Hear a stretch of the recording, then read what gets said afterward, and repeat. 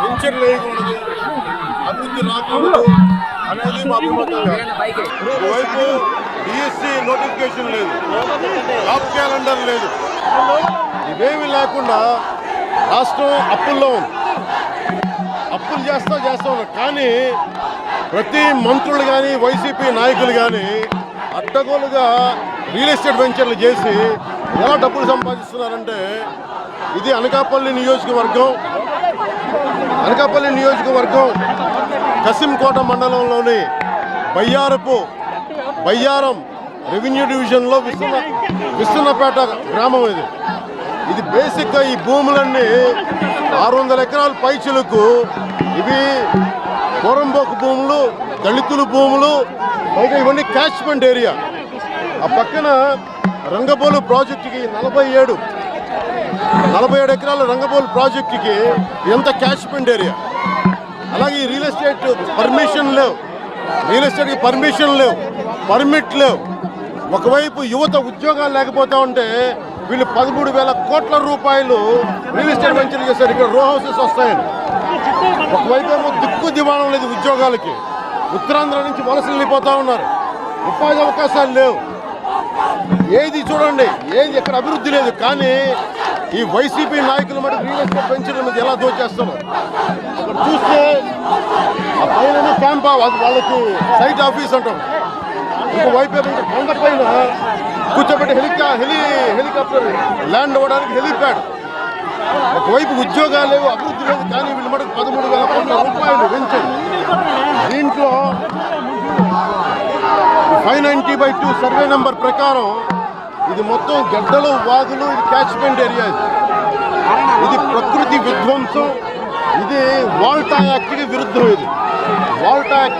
ఇది ముఖ్యమంత్రి పట్టించుకోడు. ముఖ్యమంత్రి అడ్డగోలుగా ఉత్తరాంధ్ర మీద ప్రేమగాజేయంగా దోమగాజీలకి దోపిడీ ఇస్తాం. మాట్లాడేవాడు ఎవరు ఉత్తరాంధ్ర భూములు దోపిడీ చేస్తుంటాయి. స్థానిక ఎమ్మెల్యేలు కూడా దీనికి వంత పలుకుతూ ఉన్నారు. ఇదే మీరు ఊహించుకోండి, రాయలసీమ భూముల మీద ఎవరు రాలేరు ఇక్కడికి. ఇక్కడ వైపు ఉత్తరాంధ్ర తెలంగాణను ఇలాగే విధ్వంసం చేస్తే తన్ని తగలేశారు. ఇప్పుడు మన నాయకులే అన్ని ప్రాంతాల నుంచి ఉత్తరాంధ్ర మటుకు దోపిడీ చేస్తుంటే ఈరోజు యువత చేస్తూ ఉన్నారు. ఆవేదన మొత్తం ఉద్యోగాలు లేవు, ఉపాధి అవకాశాలు లేవు, ఉన్న ఆస్తులను దోచుకుంటా ఉన్నారు. ఆవేదన ఈ రోజున మెయిన్ రోడ్ నుంచి 20 కిలోమీటర్ల లోపలికి వచ్చాం అందరం.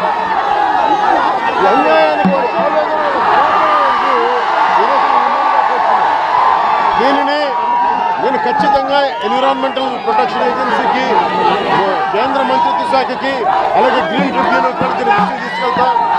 మీరు ఉద్యోగాలు ఇవ్వకుండా, ఉపాధి అవకాశాలు ఇవ్వకుండా అడ్డగోలుగా వెంచర్లేసి దోచుకుందామని దానికి జనసేన వ్యతిరేకం. ఈ భూములకు సంబంధించి మంత్రి గురువారం అమర్నాథ్ నిరూపిస్తే ఆ భూములన్నీ కూడా జనసేన వాళ్ళు తీసుకోండి, లేదంటే అక్కడికి వెళ్ళి విలేకరులు తీసుకురండి అమర్నాథ్ అంటారు. జనసేనకి అవసరం లేదు, ఎవరికి అవసరం లేదు. ఇది బేసిక్గా ఈ వాదులు వంకలు ప్రభుత్వానివి, ప్రజలవి, ఎవరి భూములని కాదు. ఇవి అడ్డగోలుగా పర్మిషన్ లేకుండా మీరు చూశారు. వచ్చే దాంట్లో కరెక్ట్గా ఒక బండి పట్టేంత దారి కూడా లేదు. ఇక్కడికి రాగానే 100 అడుగుల రోడ్డు. ఆ 100 అడుగుల రోడ్డు కూడా దాదాపు ఎన్టీ రామారావు గారు దళితులకు ఇచ్చిన పట్టా భూముల్లో రోడ్లు వాళ్ళు ధ్వంసం చేసి రోడ్లు వేశారు.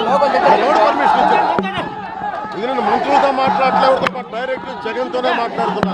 మధ్యలో ప్రతి ఒక్కరు మాట్లాడేవాడి గురించి మాట్లాడుతున్నా.